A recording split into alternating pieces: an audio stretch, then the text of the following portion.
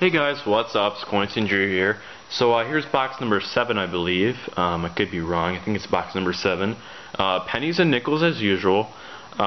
This was actually $100 in hand-wrapped rolls, and for the box of nickels at least. $100 in hand-wrapped nickels, customer-wrapped nickels. Some of them were the see-through plastic ones from a different branch that I really don't go to often. And then another one, I got the box of pennies. I went to one branch about 5 or 10 minutes away from here where I got all that silver and all its good finds. Excuse me. And that's where some of these nickels came from. I found a couple rolls. I'll show you these right now. These rolls, these exact rolls, of course I replaced them, but were filled with nickels from 1939 to about 1965 or so. Nickel Strayer. These are the same wrappers that said Strayer on them, where I got those excluding a couple coins, but in December I scored a bunch of wheat pennies, so straight rolls of wheat pennies still had the Strayer on it. So I wonder if they cashed in any dimes that had Strayer on it. And quarter, no idea about that. Very weird. It's printed in there, it's not like stamped on there, so I have no idea what's up with that. Those are like 50s wrappers. But yeah, the first branch I went to, like I said, 5-10 minutes away, had these things. They had $32 in nickel rolls and $25 in pennies. So I went through the $32, and it was kind of late, and all the other branches were closing. So the next day, I had some errands to run and doctor appointment and whatnot, and that's about 30-35 minutes away. So I went to the bank out there, and I got some of these coins here and some stuff over there, which we'll talk about this later. These are a bunch of good finds, and some of them aren't. The only reason some of these are in here is because I found them as extras, and that's what I love about hand wrap rolls. And one more thing really quickly before I start off this video, I managed to purchase a camera on eBay. Big announcement, same camera as JDS Coins had, or has, or whatever. He at least had it. I think he's using a little bit newer or a little bit different of a model. I won it in an auction for $41, $4 shipping, no charger, but I will either do a deal with him or I'll just get one on eBay for about $5, free shipping. So I should have that within the next couple weeks. Next thing I gotta do is change this carpet out, so that'll be something different. I'll do that momentarily. I don't know when I'll ever find a carpet yet.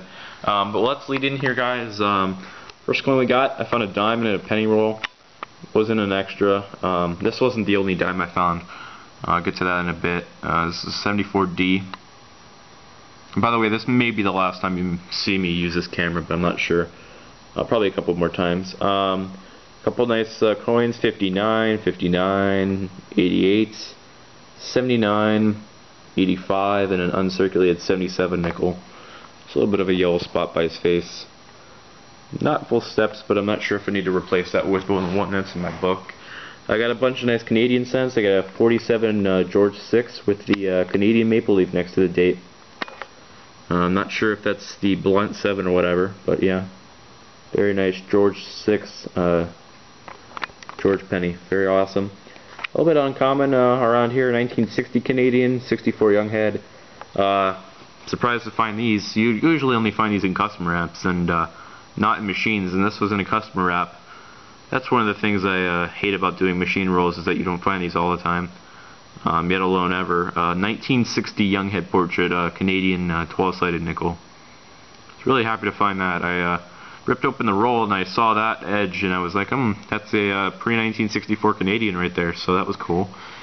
And this was in a worn out roll. I'm surprised no one had searched it already, but 1968 Canadian nickel, 99.9% nickel. I got two oddities here, Austin 2000. The rim's pretty much gone on that side. Nothing compared to what I found in the coin store. And this one came out of that right there, and I'll talk about that later. This is a 76D, and if you look, an E pluribus unum. I really just realized this pretty soon, literally like 5 minutes ago. The E in the E pluribus unum is completely gone. It just says pluribus unum in it. Literally, it's completely gone. Barely a trace there, so that was interesting. I'm not sure about that. Greasefield die or something like that. A couple estimate marks, 68, 69S. Don't find the 68s often. Pretty nice. I got a couple wheat pennies here and a couple wheat pennies here, and I'll show that last. Like I said, got a 48, 53D, and a 57D. It's pretty nice. And then a ton of nickels. Shizload of nickels. Got a bunch of 39s.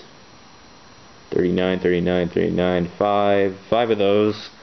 A really nice 1940. Look at that.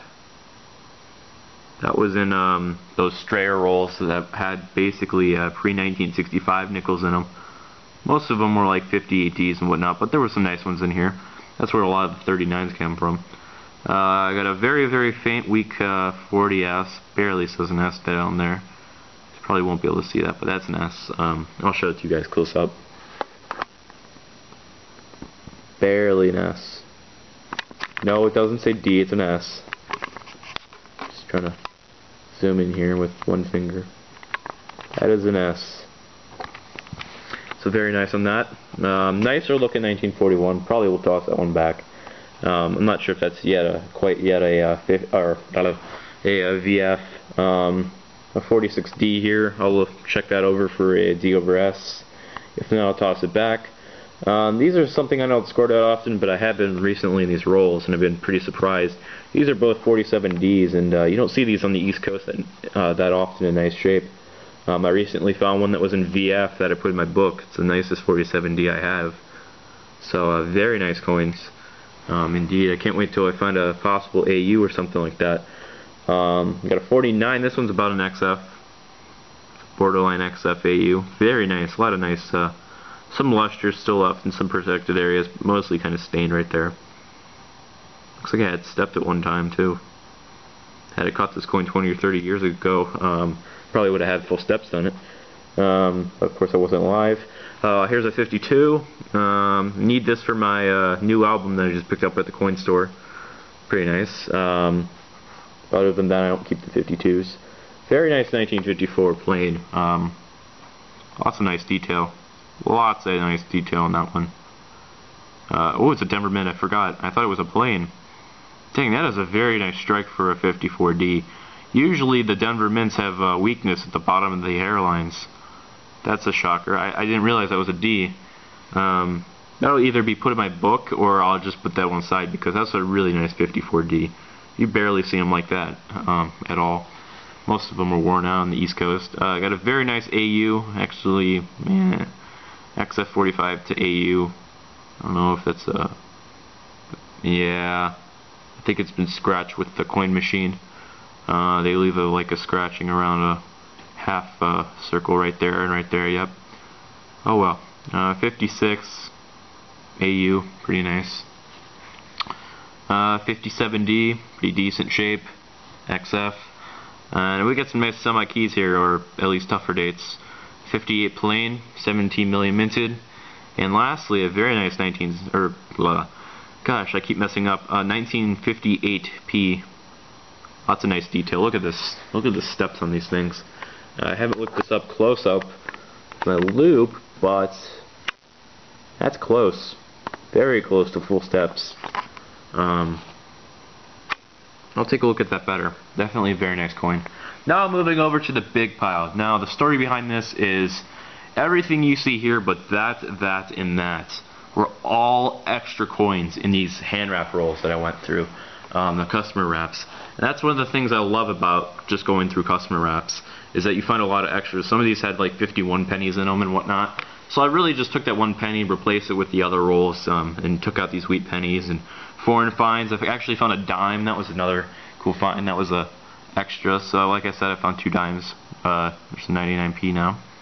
So very nice. That'll go in my dime tube, and the dime tube is right here. These are all the dimes I found coin hunting, plus that roll that I got to cash in. Lifetime finds of finding dimes and penny and nickel rolls as extras usually, or just replacing them, you know. This one's really tight, man. Give me a second here, guys. There we go. Put these 2 dimes in there. There we go. And of course, if I knew how to put a lid back on, that'll do for now. I'll tighten that later. And then, like I said, guys, I found a lot of extra stuff. We'll go over to this. I got an off-center 96. Probably will toss that one back. It's not too bad of an off-center. Quite interesting. I got a bunch of wheat pennies, more wheat pennies. I got a 38, very nice. 40, 44 plain. 53, 5040, 5040, and a 56D. So total I got 3, 6, 7, 8, 9, 10 wheat pennies, so under average, but that's pretty decent for hand wrapped rolls. Here's a roll of, like I had said, that 76 came out of this. One roll managed to be all pre-1982 pennies, so I thought that was cool. I usually don't keep copper pennies, but when there's a whole roll of it, doesn't hurt for 50 cents. That's worth about $1.50 at least. $1, $1.50. Pretty nice. Got some foreign coins. I got a 1 cent. I call these the pig cents because they have a pig on them. 1971 from Bermuda. Always nice to find these. A 2 cent euro from España. I would assume that would be Spain, 2006. I like the sandwich rim. Very interesting. Very nice. It's like 2 coins put together. And then we got this 1 penny. This was just sticking out of the roll. It wouldn't come out. It's 1988. 1 penny. 1p at least. You only find these in hand wraps, so I'm miss finding these. I used to find a lot of them when I used to do a lot of hand wraps. We got a 1957 D nickel. With minor, but it's still noticeable. Not sure if the camera's going to pick it up, but that's machine doubling down there. Might be machine doubling. I think the whole date's pretty much doubled. I'm not sure how much you guys can see that, but if you look at the bottom tail to the right, can't see it through the camera, which sucks, but definitely some machine doubling. I doubt it's anything major, but 57D, so very interesting. I'll keep that one. Put that aside, or send it off to someone maybe. See what they think. And then we actually got a semi-key here, guys. 7,888,000 of these were minted. 1955, and it's a plain, believe it or not. I was shocked to find that. I was really happy to find that. Lots of nice detail. All the ones I usually find are like grayish black, and this one's pretty much just gray. Very nice. Strong strike.